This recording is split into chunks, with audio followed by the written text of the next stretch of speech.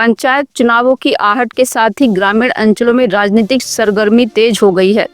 गांव-गांव चौपालें सजने लगी हैं और राजनीतिक दल जनता से सीधे संवाद स्थापित करने में जुट गए हैं। इसी क्रम में राष्ट्रीय लोकदल आरएलडी ने भी ग्रामीण क्षेत्रों में सक्रियता बढ़ाते हुए जनता के बीच जाकर अपनी नीतियों और विचारधाराओं को पहुंचाने का अभियान शुरू कर दिया है। मंगलवार को नगर पंचायत पागुड़ा क्षेत्र के गाँव नगला बनबीर में आरएलडी युवा के राष्ट्रीय अध्यक्ष युवा नेता अभिनय चौधरी का भव्य स्वागत किया गया। गाँव पहुँचते ही ग्रामीणों ने फूल मालाओं के साथ उनका गर्मजोशी के साथ स्वागत किया। इस दौरान ढोल नगाड़ों और जयकारों से पूरा गाँव गूंज उठा। कार्यक्रम को संबोधित करते हुए युवा नेता अभिनय चौधरी ने कहा कि राष्ट्रीय लोकदल हमेशा से किसानों, मजदूरों और ग्रामीण समाज की आवाज उठाता रहा है। उन्होंने पूर्व प्रधानमंत्री चौधरी चरण सिंह की नीतियों को याद करते हुए कहा कि किसान खुशहाल होगा तभी देश खुशहाल होगा। चौधरी चरण सिंह ने हमेशा गाँव, किसान और खेत को देश की तरक्की की रीढ़ माना है। उन्हीं के सिद्धांतों पर चलकर राष्ट्रीय लोकदल आज भी किसानों के हक की लड़ाई लड़ रहा है। अभिनय चौधरी ने कहा कि पंचायत चुनाव गाँवों के विकास की दिशा तय करते हैं। यदि पंचायत मजबूत होगी तब गाँव मजबूत होगा और गांव मजबूत होगा तो प्रदेश और देश आगे बढ़ेगा। उन्होंने ग्रामीणों से आह्वान किया है कि वे जागरूक होकर ऐसे प्रतिनिधियों को चुने जो ईमानदारी से गांव के विकास के लिए काम करें। इस अवसर पर अभिनय चौधरी ने ग्रामीणों की समस्याएं भी सुनी। किसानों ने खेती से जुड़े मुद्दे,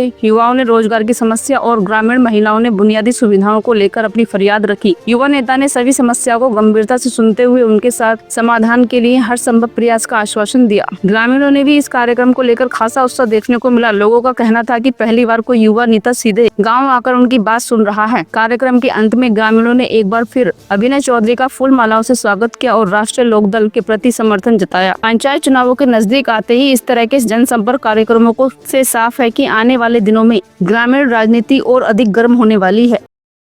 तो मेरा नमस्कार और हमारे गांव में आए आज अभिनय चौधरी जी का मैं तहे दिल से शुक्रिया करता हूं। एक बार ताली बजाइए बच्चों। मैं ज्यादा बात ना बोलकर अपनी बात को छोटी सी बात कहकर विदा चाहूंगा। मेरा कहना ये है, देखो नेता आएंगे, नेता जाएंगे, समय आ चुका है, पर मेरा यही कहना है नेता ऐसा हो जो हमारी बात को आधी रात सुन भी सके और कह भी सके, हमारी आवाज बनकर हमारे लोगों के बीच अपनी बात को रख सके। होता क्या है, चुनाव का दौर आता है, नेता आते हैं, निकल के आते हैं, फिर कभी हम उनके पास जाते हैं तो उनके जवाब एक ही होता है कि प्रधान जी इस समय तो निधि नहीं है, अगली बार कराएंगे।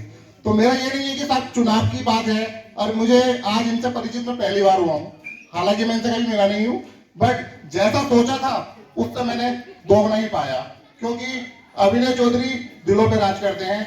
सभी को मेरा नमस्कार। क्या कैसा मामला था, मेरा किसी ने भी साथ न दिया, ना किसी अधिकारी ने, ना किसी नेता ने, और बहुत बहुत दूर तक वो चला गया। लेकिन इन्होंने एक ही बात कह दी थी कि 5 का सिक्का भी किसी को थाने में नहीं देना है। और मैंने पीएचडी कर रखी है। जब दरोगा ने मुझसे पैसे मांगे 20,000 रुपए और सोने की 1.5 तोले की चैन, बोले इतने पैसे दोगे तो तस्दीक करके दूंगा, वरना नहीं दूंगा। लेकिन इन्होंने एक ही बात कही, हेलो, बोले कितने पैसे लेने हैं, खाते में ले लो।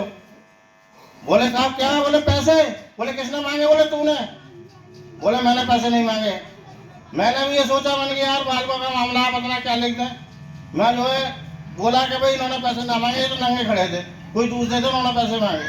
वो हाथ जोड़ के मेरे कदमों में गिर गया और बोला भाई मुझे माफ कर दो। ये बोले कि पीएचडी कर रखी है, जेल भिजवा दूंगा, ये मेरे आदमी है। तो भैया देखो, नेता तुमने बहुत देखे होंगे, लेकिन ऐसे नेता दूर तक नहीं मिलेंगे, चाहे वो सांसद हो या कोई भी हो। हाँ, सर्वेश सिंह थे, वो आधी रात फोन उठाते थे, अगर मिस कॉल भी किसी ने की होगी उन्हें। इसके लिए पुनः धन्यवाद। पूर्व वक्ताओं ने कहा कि नेताजी का ध्यान रखना। जब से देश आजाद हुआ है, समाज के लोग, जनता हमेशा नेताओं का ध्यान रखती आई है। मैं आपके बीच में इसलिए नहीं आया कि आप मेरा ध्यान रखो, मैं आपके बीच में इसलिए आया हूं कि मैं आपका ध्यान कैसे रखूं। आपकी कोई समस्या है, आपकी कोई तकलीफ है, और बिना भेदभाव के, बिना किसी जाति के भेद के, बिना किसी धर्म के भेद के, जहां आपके साथ अन्याय हो रहा है उस अन्याय के खिलाफ मैं आपके साथ खड़ा रहूं, यह विश्वास और उम्मीद दिलाने आपके बीच में आया हूं। चुनाव में तो अभी एक वर्ष का से ज्यादा का समय है। राष्ट्रीय लोकदल और भारतीय जनता पार्टी का गठबंधन है। दोनों दलों के नेता तय करेंगे कि किस सीट पर लोकदल लड़ेगा, कहां भाजपा लड़ेगी।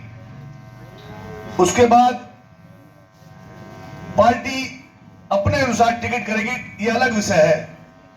मैं यहां चुनाव का उम्मीदवार बनकर आपके बीच में नहीं आया। मैं एक राष्ट्रीय लोकदल का पदाधिकारी हूं और राष्ट्रीय लोकदल चौधरी चरण सिंह जी का बनाया हुआ दल है, जिस दल ने हमेशा इस देश के गांव, गरीब, किसान, अकलियत सबकी बात करने का काम करा। हम मूल रूप से किसान हैं, किसानी से ही मजदूरी जुड़ी है। जब किसान के हालात अच्छे होते हैं तो किसान अच्छी मजदूरी देने की स्थिति में होता है। जब किसान के हालात खराब हो जाते हैं तो सारी अर्थव्यवस्था बिगड़ जाती है, क्योंकि इस देश की 70% आबादी आज भी गांवों में किसान और मजदूर के रूप में रहती है। चौधरी अजीत सिंह जी, चौधरी चरण सिंह जी के बाद जब सरकार में आए तो उन्होंने भी गांव और किसान की बात करी, हमें गन्ने के उम्मीद दिए। गन्ना हमारी मुख्य फसल है, हम लोग गन्ने पर डिपेंड है। और आज जयंत चौधरी जी चौधरी चरण सिंह जी के आदर्शों पर आगे चलने का काम कर रहे हैं। राष्ट्रीय लोकदल के उत्तर प्रदेश में 9 विधायक हैं, जिसमें एक विधायक हमारे जाटव समाज से है। जब राष्ट्रीय लोकदल एनडीए में शामिल हुआ और उत्तर प्रदेश में एक मंत्री बनना था, तो हमारे नेता ने अनुसूचित जाति से आने वाले अनिल कुमार जाटव को कैबिनेट मंत्री बनाने का काम किया। मेरे बारे में बहुत सारी बातें बाबू ने बताई। कोई कहता कि मोटरसाइकिल छूट गई है, बहुत छोटी चीजें हैं। नेता का मतलब यह है कि जब आपकी समस्या हो, जब आपको कभी दुख हो, उस दुख में आपके साथ खड़ा हो। मैं तो पहले ही मुरादाबाद पश्चिम विधानसभा क्षेत्र का हिस्सा था। मैं कांट से मात्र 28 साल की उम्र में विधानसभा का चुनाव लड़ा और बहुत थोड़े वोट से एमएलए हार गया था। तब से लगातार संघर्ष जारी है।